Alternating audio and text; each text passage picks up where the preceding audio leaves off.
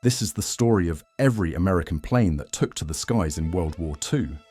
From nimble fighters to massive bombers, from vital transports to early drones, each aircraft had its mission, and some left a mark on history. Join us as we explore their role in the skies of World War II. Let's begin with fighters and interceptors. Bell P-39 Airacobra.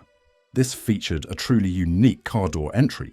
Its main strength was the 37mm cannon firing right through the propeller hub. It saw extensive, successful service in the Soviet Air Force. Boeing P-26 Peashooter, a pre-war relic. This was America's last fighter with an open cockpit and fixed landing gear. It was obsolete by 1941, but served bravely in the Philippines. Brewster F-2A Buffalo. Despite being bulky, it was the US Navy's first monoplane fighter. It performed poorly against the Zero in the Pacific, but saw unexpected success with Finnish pilots. Curtiss P-36 Hawk, an early modern fighter design. It performed well in French service during the Battle of France. It was mostly relegated to training or colonial duty by 1941. Curtiss P-40 Warhawk, a dependable, rugged fighter. It was the backbone of the AAF at the start of the war. Its low-altitude performance made it famous with the Flying Tigers. The next one, Grumman F-4F Wildcat, a tough, slow, but reliable carrier-based fighter. Its ability to absorb incredible punishment made it essential during the early Pacific naval battles. Grumman F-6F Hellcat, known as the Zero Killer. This robust machine replaced the Wildcat. It achieved a staggering 19-to-1 kill ratio against Japanese planes. Lockheed P-38 Lightning, distinctive twin booms defined this magnificent long-range escort. It was the only American fighter in large-scale production from Pearl Harbor to VJ Day. Then Lockheed P-322 Lightning. This was a stripped-down export version of the Lightning intended for Britain and France. It was later retained by the US after the fall of France. North American P-51 Mustang, arguably the finest piston-engined fighter of the war. With the installation of the Rolls-Royce Merlin engine, it provided crucial long-range escort deep into Germany. Northrop P-61 Black Widow, America's first dedicated radar-equipped night fighter. This large, powerful aircraft utilized a three-man crew to hunt nocturnal enemy bombers. Republic P-35, an early all-metal fighter design from Seversky. It was a stepping stone toward the famous Thunderbolt, providing valuable pre-war experience to pilots. Republic P-43 Lancer. This served as an important high-altitude interim fighter. Many were shipped to China where they provided valuable service until the P-40 arrived. Republic P-47 Thunderbolt, known affectionately as the Jug. This massive fighter was incredibly durable, fast in a dive, and an absolutely devastating ground attack platform. Seversky P-35, an innovative pre-war design that helped transition the Army Air Force to modern monoplanes. It served briefly before being replaced by newer types. Vought F-4U Corsair, the Whistle Death. Its inverted gull-wing design accommodated a massive propeller. It became one of the fastest and most iconic carrier fighters of the conflict. Next up, bombers. Boeing B-17 Flying Fortress, the iconic four-engined heavy bomber. It was famous for its incredible ability to withstand massive enemy flak and fighter attacks over Europe. The next one, Consolidated B-24 Liberator, extremely common. This bomber was known for its massive load capacity and exceptional range. It saw more production than any other American aircraft. Boeing B-29 Superfortress, a technological marvel of its time. This very heavy bomber delivered the atomic bombs and was key to the final defeat of Japan. Douglas B-18 Bolo, a pre-war medium bomber. It was quickly relegated to transport and coastal patrol duties early in the war due to its low speed. Douglas B-23 Dragon, an improved version of the B-18. It also saw little combat and was primarily used as a high-speed executive transport across the continental United States. Martin B-26 Marauder, nicknamed the Widowmaker, early on due to its high landing speed requirements. Once mastered, it became a highly effective and very tough medium bomber North American B-25 Mitchell, famous for the Doolittle raid.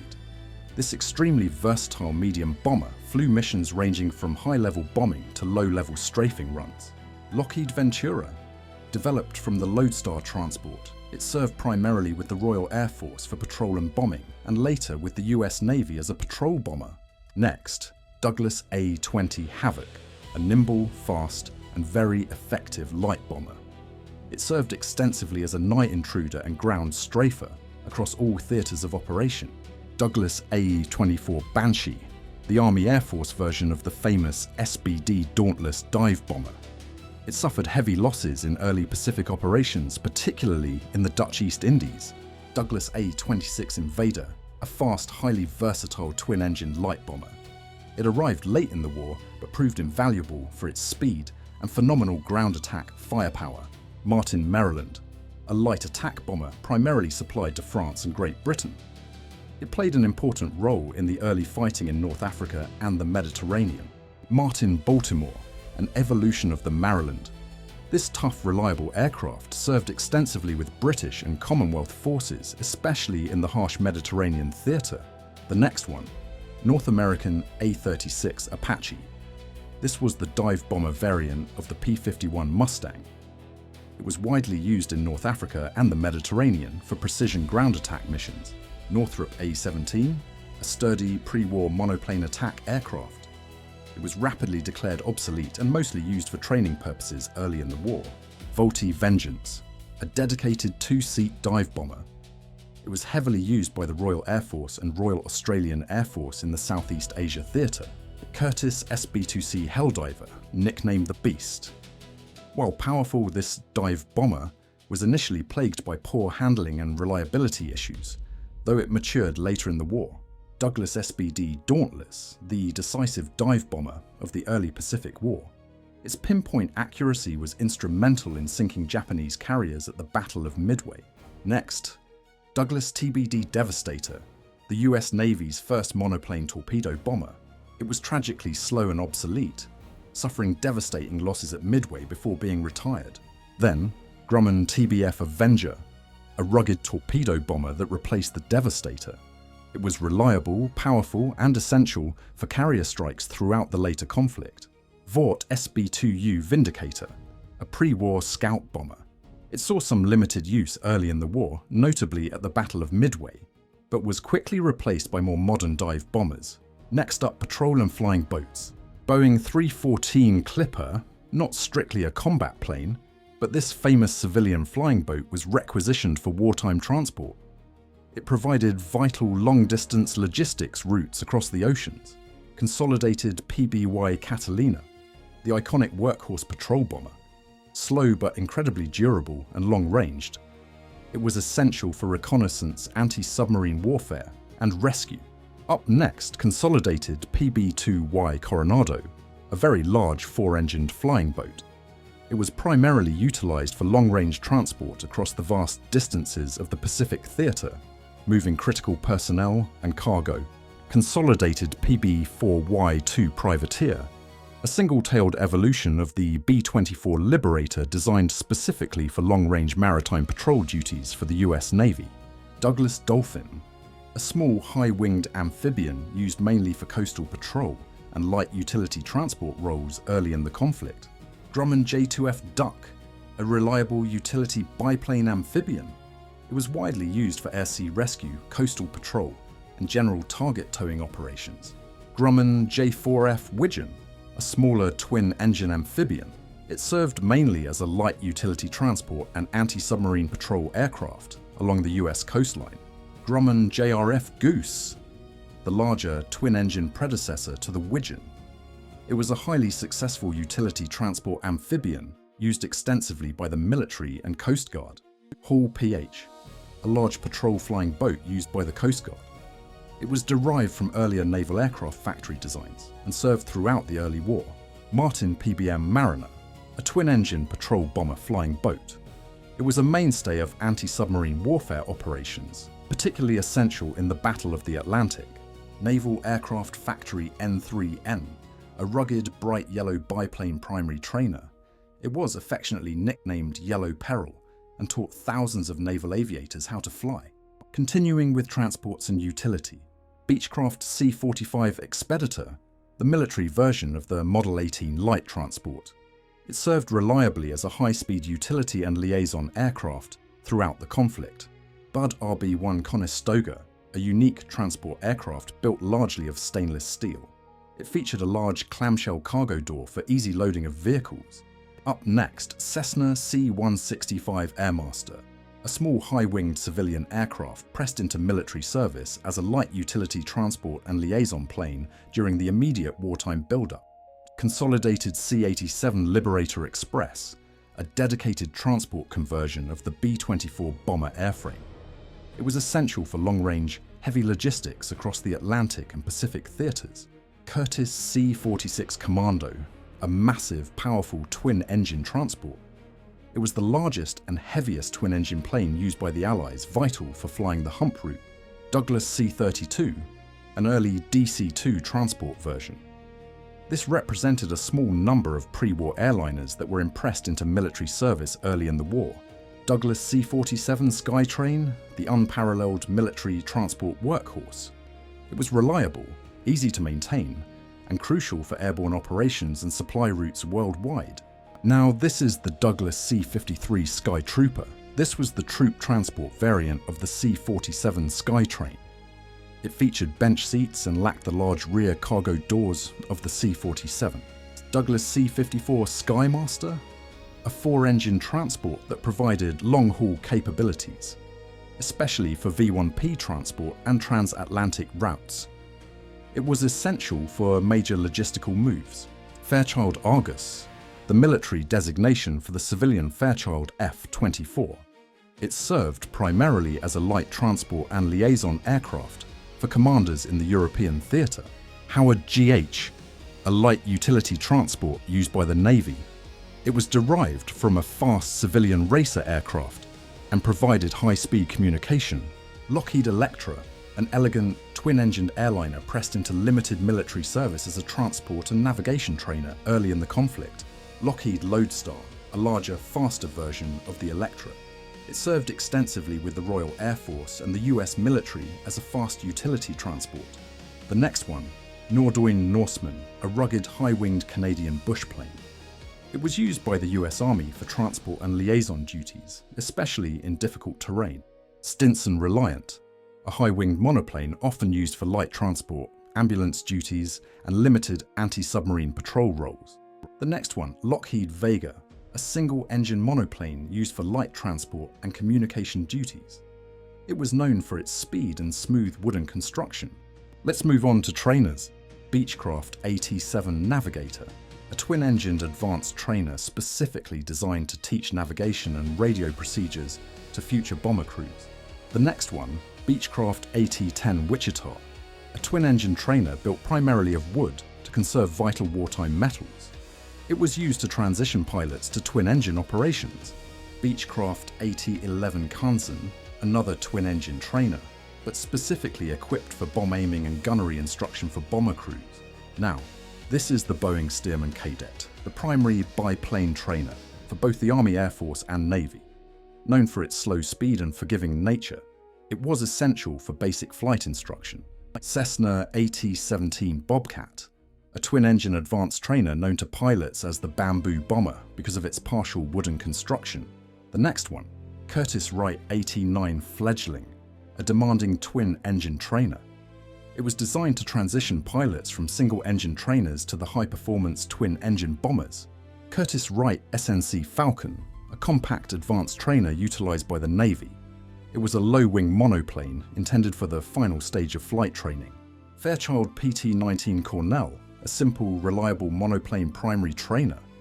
Its open cockpit and low-wing design made it an excellent introductory aircraft. The next one, Fairchild AT-21 Gunner, an unusual twin-boom trainer designed specifically to train gunners and bombardiers. It was difficult to manufacture and saw limited use. Then Fleetwing's BT-12 Sophomore, unique because it was the first military aircraft built entirely of stainless steel. It saw very limited service as a basic trainer. Up next, North American 86 Texan, Perhaps the most famous advanced trainer of all time, it was used to hone the skills of virtually every Allied fighter pilot. North American BT-9, an early basic trainer that paved the way for the far more successful AT-6 Texan. It was used for initial combat tactics instruction. Ryan PT-22 Recruit, a popular low-wing primary trainer known for its radial engine sound. It provided reliable basic flight instruction for thousands of pilots.